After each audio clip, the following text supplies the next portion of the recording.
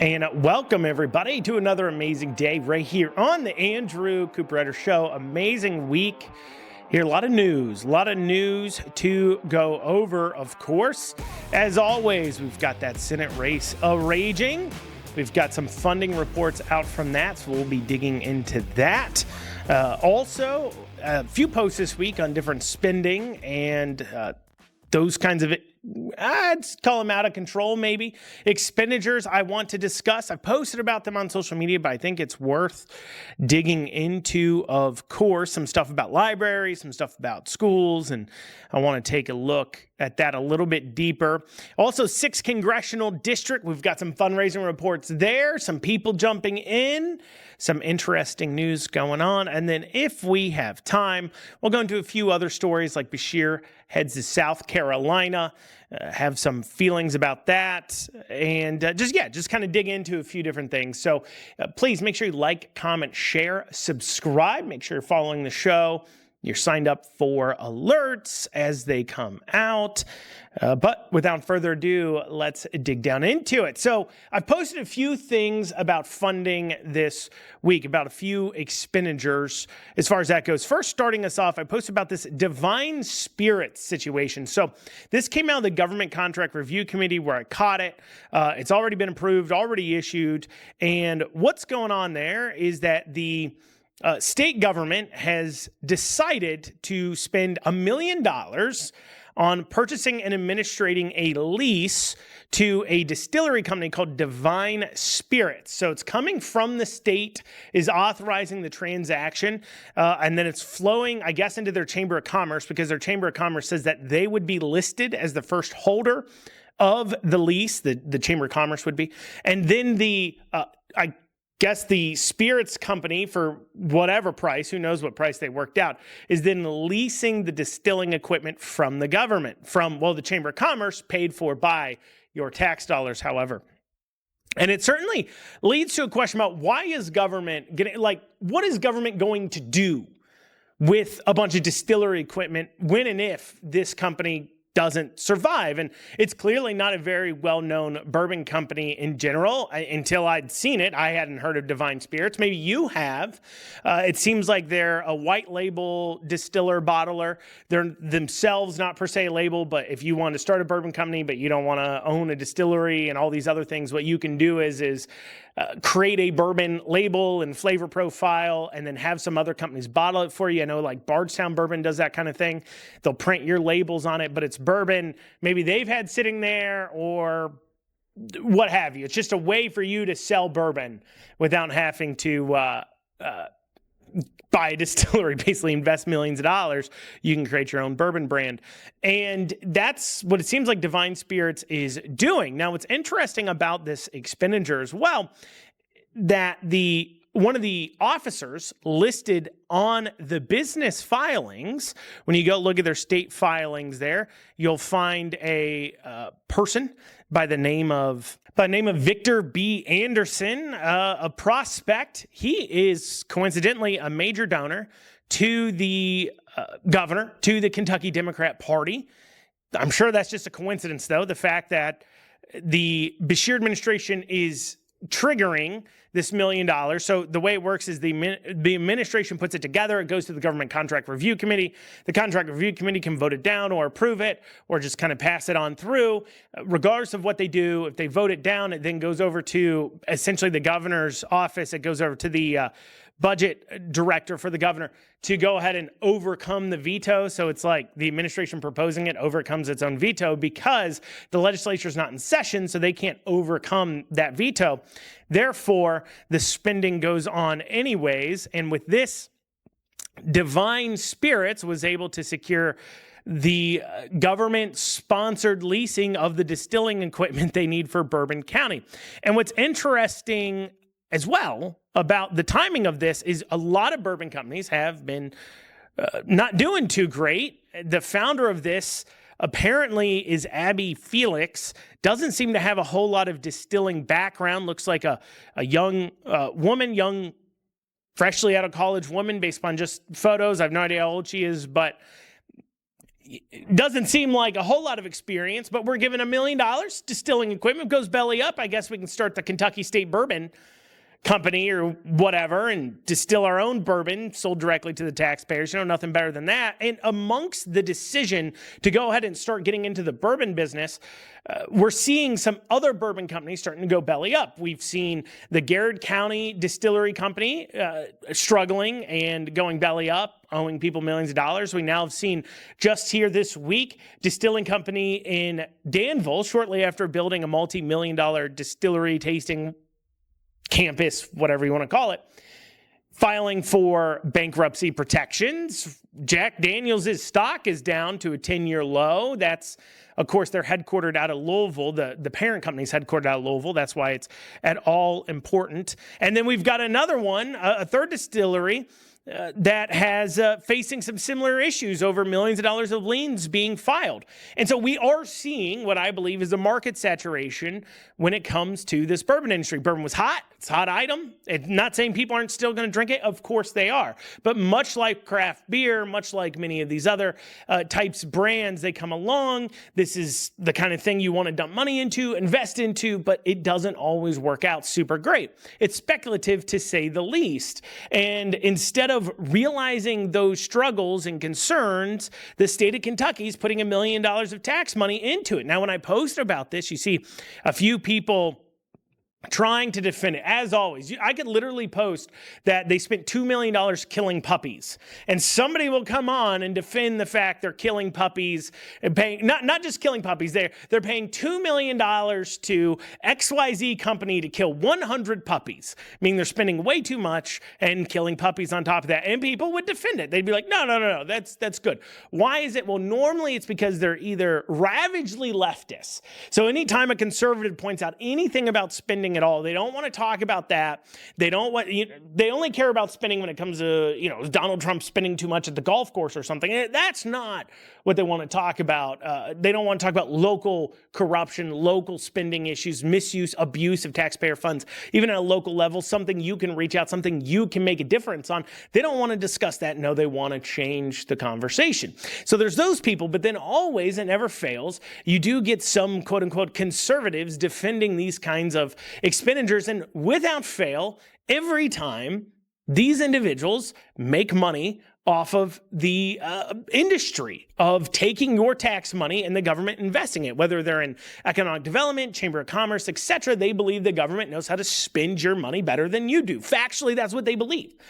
They can sit there and try to dress it up and say, look, I just think government needs to be investing in people. Government needs to be creating jobs. This is good for a community. They can use all the euphemisms and feel-good words they want. But at the end of the day, what they are saying is the government knows how to spend and invest money, your money, better than you do. I personally find that unacceptable. But the people who are defending this particular one, they try to claim, this is just like a grant. They're just doing a grant. The federal government, the funding source says it's federal. That's not how this is working. See, what happens is the federal government does give money to states to spend on certain things like economic development, but it's not as if the federal government came down and said, spend $1 million for Divine Spirits' equipment so you can buy it for them, then lease it to them and using the Chamber of Commerce. That's not how it works at all. It is coming from a state bank account. Federal dollars went into a state bank account and then it's going back out. We know that because it wouldn't be in the Government Contract Review Committee unless the funds are originating from a state bank account. And so that is one of the quote unquote issues some people had with it. The other thing they had is, it's a good investment. It's just a grant. You're going crazy. It's none of those things. And it's a bad idea. But even moving away from some of that spending, there's some of the other spending items I call out that individuals will take issue with. We'll discuss that after this short break. And you are back here on the Andrew Cooperrider Show. Before the break, guys, digging into a few of the spending craziness I called out this week on social media, some of the responses to it. I was talking about the Divine Spirits Distillery project that we decided to dump $1 million into to help a private for-profit company make bourbon. But there's another post I made that was a little more controversial, a little more interesting to me how people responded to it. And it was the deal with the Kenton County Library. Now, I was talking to somebody about the Kenton County Library, and it just so happened, I said, well, let me go look at the budget. And I started scrolling through the budget, and I noticed some interesting line items. And this is from their official 24-25 budget. And it had many computers. It had 46 computers and 20 laptops that they were purchasing. Pretty standard, I guess. I imagine that's for the public use area computers. You know, those areas you visit and go into if you, for some reason, need to use a computer to do Word documents or check your email, check social media, I guess. I'll see a lot of kids, high school kids, middle school kids maybe, that walk over after school in these libraries waiting on their parents to get home, playing games on the web browser or whatever. And I've seen those computers, you've seen those computers, pretty simple devices.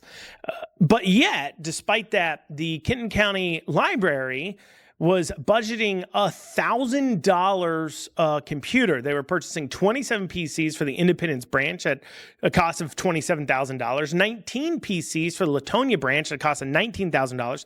This doesn't appear to include monitors either, considering that the monitors were a separate line item. They had the Latonia monitors were $17,250. So they're spending on the monitors. This is just the PCs themselves. So 27 PCs for Independence branch, 19 for Latonia, 5 laptops for Independence, and 15 laptops for Independence branch, 5 for the Latonia branch. Now, I understand that maybe there's some times where you need some specialized computers that do specialized things, such as Photoshop or video editing or some other things, and therefore you need to bust out a little bank, pay a little bit more for those computers. Now, we can have an argument over whether or not it's really in the public interest and in the public domain to even be providing those kinds of specialized equipment for people at a taxpayer's expense, but regardless, I can see that argument. What I don't understand was, how are you spending $1,000 a computer for the computer? Maybe it comes with a keyboard and mouse, who knows? But for a computer that essentially does nothing more than word processing, emailing, visiting little online browser games that the kids like to play. Like, these are not the hardcore gaming rig games. There's just little miniclip.com type games or whatever. I know when I was a kid, I played those on the computers at the library all the time. But playing those little games, which isn't even a necessity, I wouldn't say we have to provide that either. If you're trying to make an argument of why people need these computers, it'd be for filling out job applications, making resumes, doing schoolwork, etc., etc. And for that, you need only a baseline PC. And I bring this up because, you know, my computer you see in front of you right now, I bought several years ago used for like $500 from Device Pit Stop or whatever. And I do video editing on it. I run Photoshop on it, the newest version of Photoshop on it. I do all those things I need to do on it, and I don't have any particular issues. It's a nice, useful computer. And this is a laptop. And you see these desktops, they're small, they seem simple, and the $1,000 price tag leaves me scratching my head. Now, you would think, as a normal human being, you would say, yes, something's wrong here, but yet I saw person after person trying to make excuses, and they're missing the point. If they're sitting there saying, well, this is just how it works, you know, you would think buying in bulk would save you a lot of money. You're buying, you know, it's 66 computers at one time. You think you might get a volume discount, but they're saying, no, actually, when you purchase large amounts of computers through corporations and everything else, you're spending a lot more. The first claim was that, well, for public use computers, they need a special licensing, but that was its own line item. Over $250,000 they're spending on software licensing, put as its own line item in the budget. So that didn't make much sense to me as a claim. Another claim made was that, well, you just need to pay that kind of money for the kind of computers that get the usage that a public use computer gets. Well, that doesn't track for me either. Chances are, especially if you work in an office or do any kind of office job at all, you use your computer more than those computers are used. I know my computer's used 8-9 hours a day. There's many a times these computers are not used throughout the day. They just kind of sit there, not being used all the time. And most of us leave our computers on in a standby mode all the time as well. That didn't make much sense. And so I literally go through this list and they're making excuses, but they're missing the point. There is no reason for it to cost this much. Whether it is not the library's fault, but it's just how government operates, or this is just how computers are, or this is just what they claim they need. The point is that has to be fixed. It is not worth $1,000 a computer for what they're being used for. They're word processors that can visit the internet. That is it. You're not even doing computer audio calls, video calls on them because, of course, they're in a public area. You might be listening to maybe a teacher or something, but you're not yourself, hopefully not conducting a video call in the middle of the library, I would hope, but you never know with some of these people. And this is the issue I think we're going to run into when it comes to spending. You see, when I make a claim like, hey, we shouldn't be spending this much on something, people will claim, well, what, do you hate the kids? You don't want kids to be able to use computers. They don't have them at home. You don't want adults to be able to find jobs. They don't have a computer at home. No. I'm saying we shouldn't be spending this much. And it's going to be a hard conversation we have to have when it comes to things like our food stamps programs and other welfare programs that are bankrupting this country. It's not about not support for the program.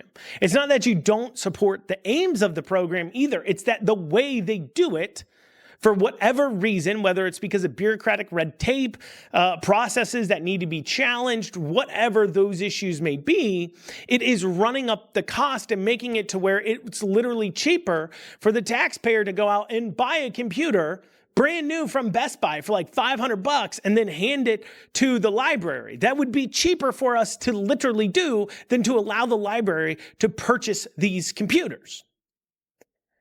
But you bring that up, oh, well, you just want kids to suffer. That's what they say. You just want the kids to suffer. But there'll all be those who make excuses for government spending. The key is we as a people have to look at it and say, look, I don't really care the reason why. This is too much darn money. Now, one of the other claims I've seen this week as I was posting about these things is people calling it drive-by information, not in context. I need more. Literally, I posted Friday about schools. I said, simply put, let's track a class of students through elementary school in Jefferson County and Fayette County schools over the last 3 years. So I wanted to track spending and then achievement. So I put third grade starting in 21-22. Now, if you want to know why I started there, I didn't want, it only goes back 3 years. I want it to start at a time where kids are pretty well already into the school, so the schools had a chance to really teach them, and it's not dependent upon how good did the parents do as much. And then also at the same time, not so late that you're trying to overcome prior issues. So I felt like 3 years, starting third grade in 21-22 would be the best sample because it only goes back 3 years. So do third, fourth, and fifth. And so I tracked this group of kids, same groups. Obviously some students come in and out, but generally speaking, they're the same groups. And so third grade, 21-22, Fayette County Public Schools spent $18,360 a student. And at that time, 48% in the third grade are at least proficient in reading. JCPS was at the same year spending $19,863 per student, and only 38% are proficient in reading. Go to the next year, fourth grade. From 22 to 23, Fayette County Public Schools is spending now $22,007 a child. They just increased their spending by over $4,000.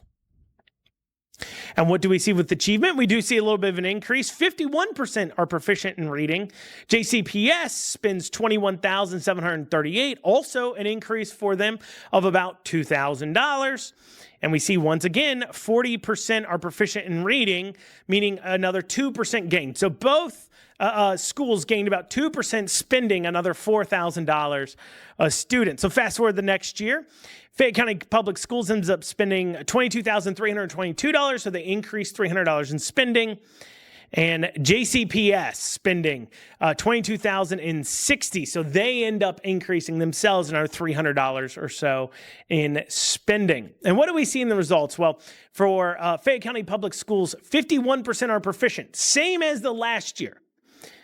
So literally, we're just maintaining. Apparently, if we don't increase funding by at least $4,000 every year, we're only going to maintain reading levels. Meanwhile, JCPS, that increased $400 but didn't increase $4,000, they actually saw a drop of down to 36% proficient in reading. That's a 4% drop year over year. The first comment on this post was somebody trying to make excuses for this failure. And this is so frustrating to me. He says, this is the comment from Janice Hyde, if these were the same exact students each year with the same class size teacher ratio each year, then I can see your point. However, demographic change affects this. Does the report show any trends in demographic data? For example, school attendance, boundary changes, influx of ESL students, kids changing in private schools, etc.? This is literally an entire school district I'm talking about. Boundary changes. What are you talking about? Boundary changes? Like they suddenly now more kids. It's Fayette County schools. Unless the county suddenly expanded out the county, they didn't. Then, unless Jefferson County suddenly expanded out the county a whole lot, it didn't. Didn't happen. What are you even talking about? Even when you try to point out a conclusion drawn from the same group of kids, like 99% the same kids year after year, even 90%, and you're looking at their overall results, you still have people trying to make excuses for the failure. That has to stop if we want to hold people accountable. Well, coming up after this, we're going to talk elections. We'll see you back here in a few short minutes. And you're back here on the Andrew Cooperrider Show, digging into some election updates. We did have the fundraising report deadline, so that did create a few different headlines regarding, of course, the Kentucky Senate race, the race for Kentucky seat in the federal government, and then also the 6th district congressional race. Let's first look at this Senate race here, because it is it is pretty interesting. So what we're seeing is that Andy Barr, who already had, so the way it works, congressmen can transfer their campaign funds over to a Senate fund account. So Barr had in his account at the time about $5 million or so that he was able to carry over to his Senate race. So he was already starting out the race with $5 million. He was able to bring in another $1.4 million during the quarter, bringing his total receipts to $6.1 million as of June 30th. Now, balance on hand, $6.1 million. Now, the other thing to understand about this fundraising total for him through the campaign of $1.4 million since he declared is he is a sitting congressman. So I'm sure there are some lobbyists and some other groups and PACs that have been using and depositing some money into that account in order to help curry his favor in the committees and in the floor on voting and everything else. And so that is a part of the ecosystem where Daniel Cameron, on the other hand, who also filed his report, doesn't have that same angle to be able to fundraise.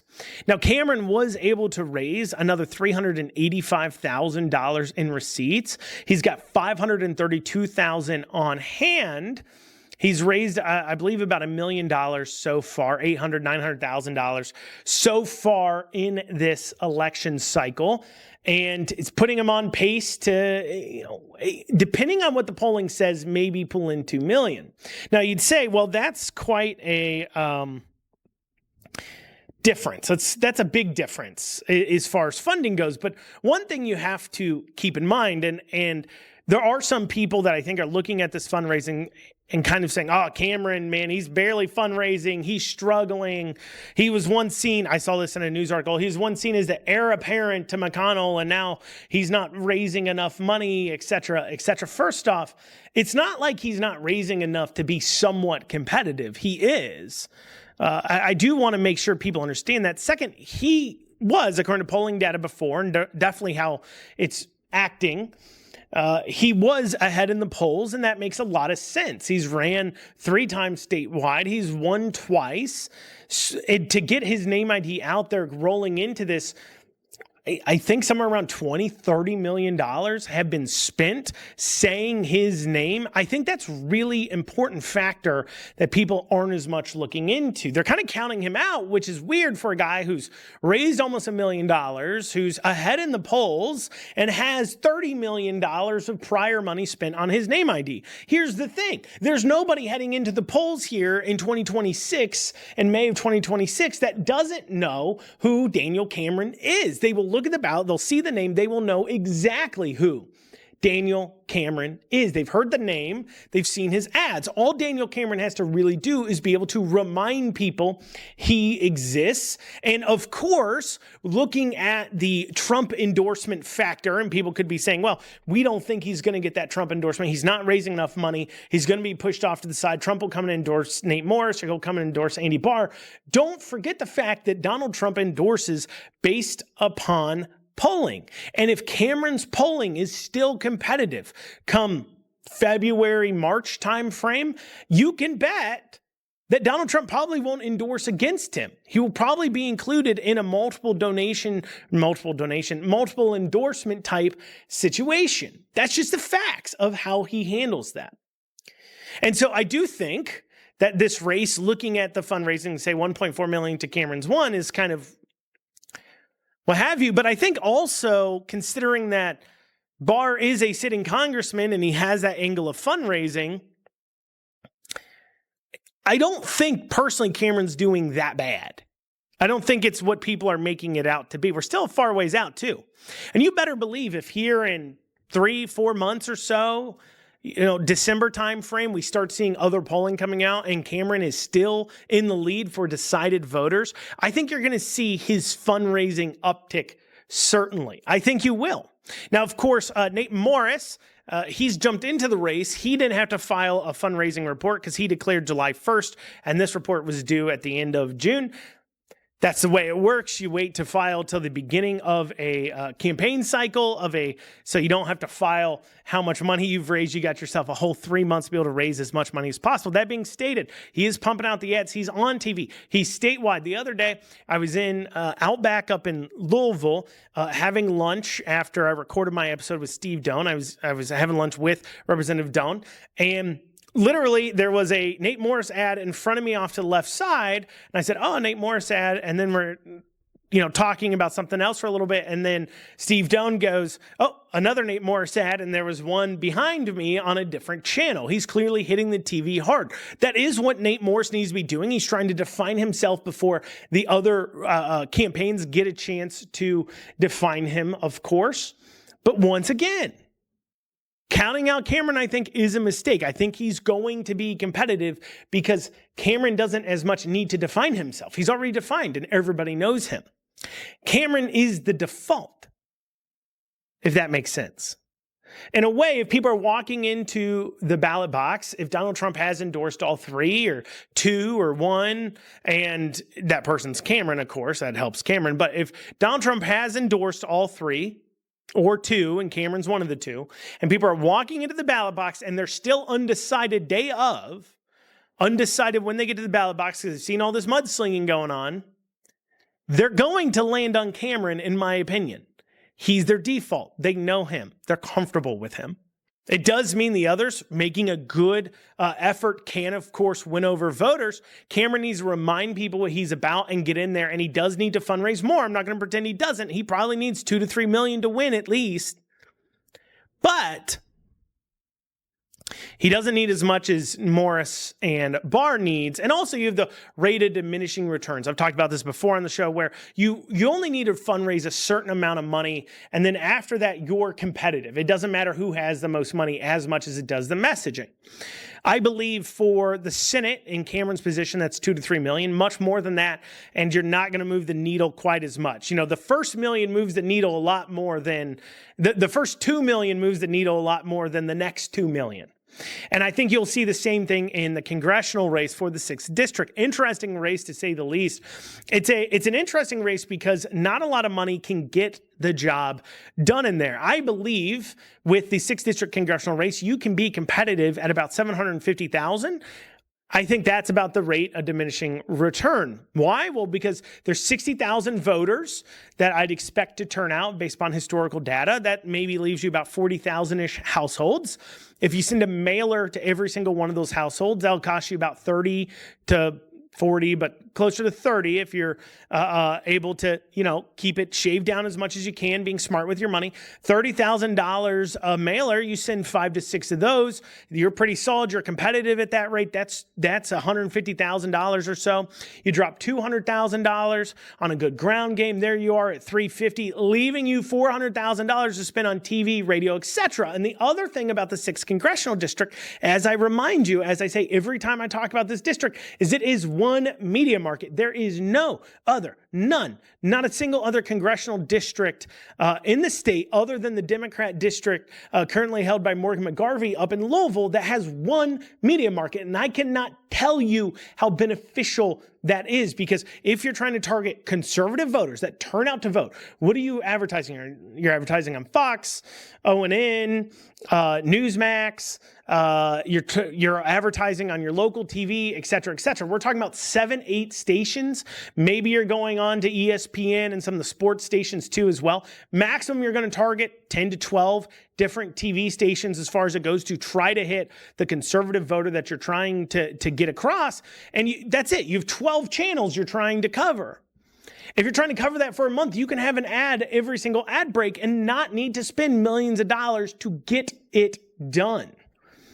And I think that's important to consider when we go over the fundraising numbers, because we do have some fundraising numbers in from the 6th congressional district. We will be taking a look at that after this short break. You're listening to the Andrew Cooperrider Show. And you are back here on this final segment of the Andrew Cooperrider Show, digging into the 6th congressional race now. Some news going on, of course, there.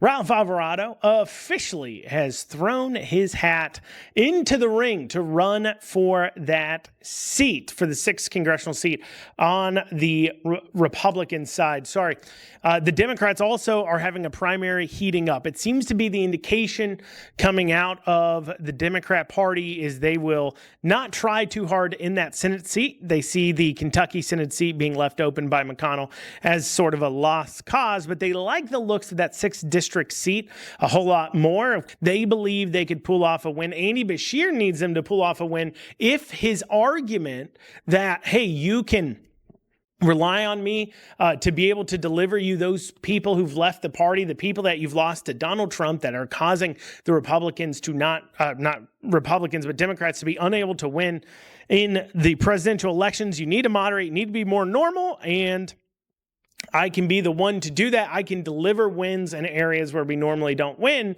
He needs that election to go a certain way as well in order to help his presidential aspirations. But let's first look at the Republican side. So we have Ralph Alvarado joining the race. What's interesting here, and I mentioned this in my last episode, is he is a senator from Kentucky, or he was a senator in Kentucky here, based out of Winchester area.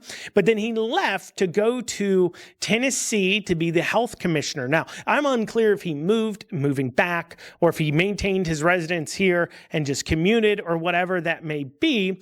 However, Deanna Gordon, who's also running for that 6th district congressional seat, a current state house member that's running for it, is hitting hard at Alvarado. She sent out a text within the district this past week that reads as follows: "I'm Deanna Gordon, fearless conservative pro-Trump fighter, raised in central Kentucky. I built Kentucky's largest audiology clinic from a single room, created jobs, faced down big government, still here, never left.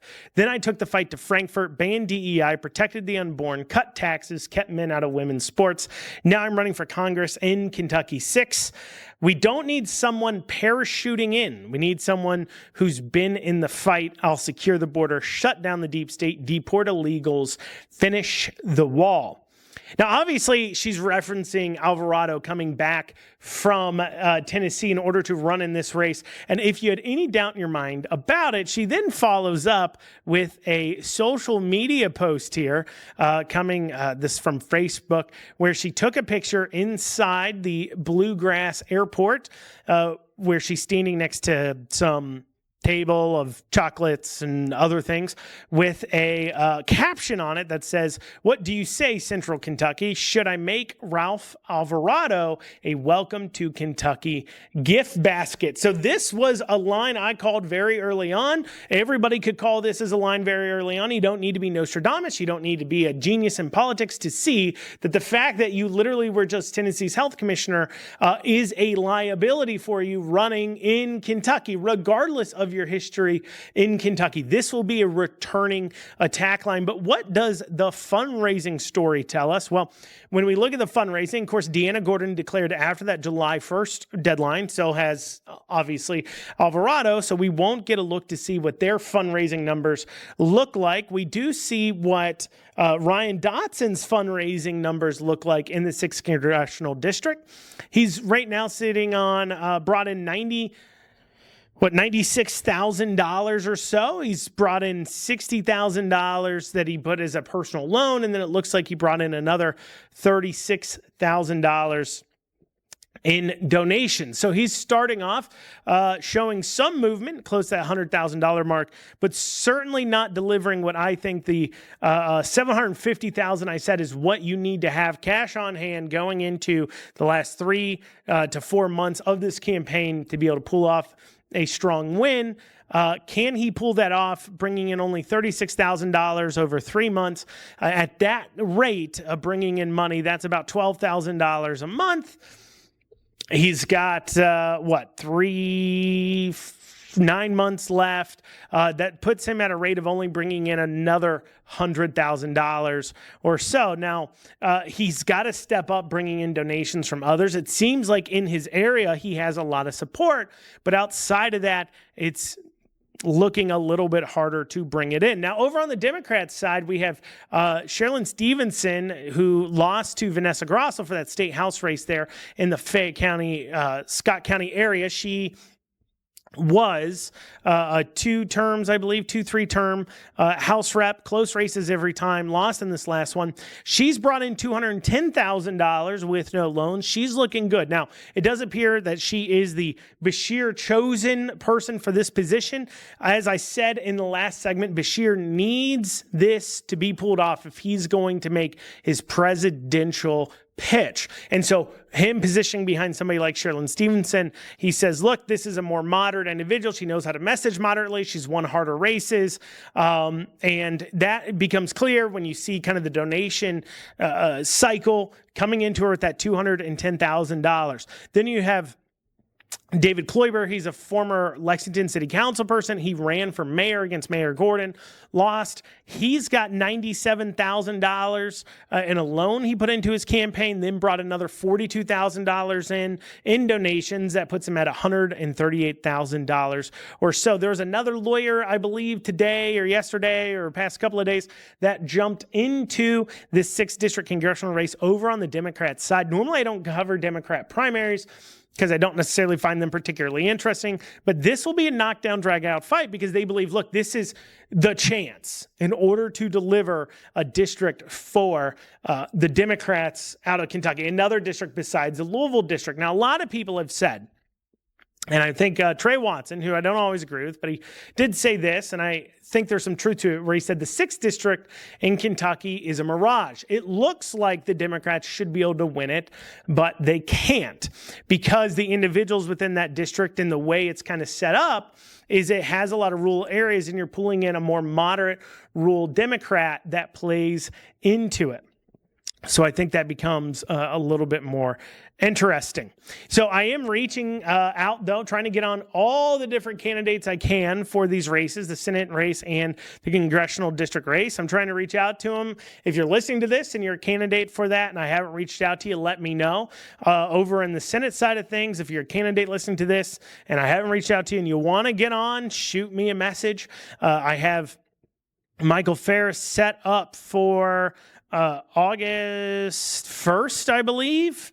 I'm sitting down with an interview with him. So those of you who've been asking me to sit down and talk to him, I will. Ferris is, of course, running for that Senate seat. Not getting the same amount of attention by the general media because, of course, he hasn't fundraised a whole lot. And doesn't look to have a necessarily a pathway to fundraise a lot, and they focus on the money aspect. Michael Ferris, though, says, hey, money doesn't matter as much as you think. We'll hear what his arguments are for that when I sit down to interview him as far as that goes. And then let's see here. One more little thing I noticed, a little news story getting a little bit of attention, is the general fund tops $15 billion, but it's less than 1% growth. This is important when you look at our income tax plan. The Republicans have laid out this plan for reducing the income tax down and replacing it, of course, with the consumption tax, and they added on tax and categories, and then as they bring in more money, they're cutting more of the income tax. And the idea is that, okay, if we bring in more money into our general fund, we then can cut the percentage of the tax rate accordingly. Because, of course, what the legislature doesn't want to do is cut spending and say, look, maybe we just need to go without. We should just cut spending and we'll cut taxes simultaneously at the same time. No. They can't do that. Instead, there has to be markers. We have to still be bringing in the cheddar for them to continue to fund whatever it is that they want to fund, because tightening the belt and going without so they can cut taxes for you that's just not something Republicans do anymore. It's just not possible. We spend more money than ever every year. Spend more money. But regardless, it's not going to top it. So it looks like that income tax will not be a 1% cut. If it's any cut at all, they did pass a new framework, though technically they don't have to follow these frameworks at all, that allows them to do a less than 1% cut in these kinds of situations. We'll see if they end up following through with it. But y'all, that's what we got time for today on the Andrew Cooperrider Show. I thank you all so much for joining me. If you want to follow along to the show, head over to theandrewshow.com. You can reach out. You can see all the different places you can listen and tune in. Otherwise, I'll be seeing you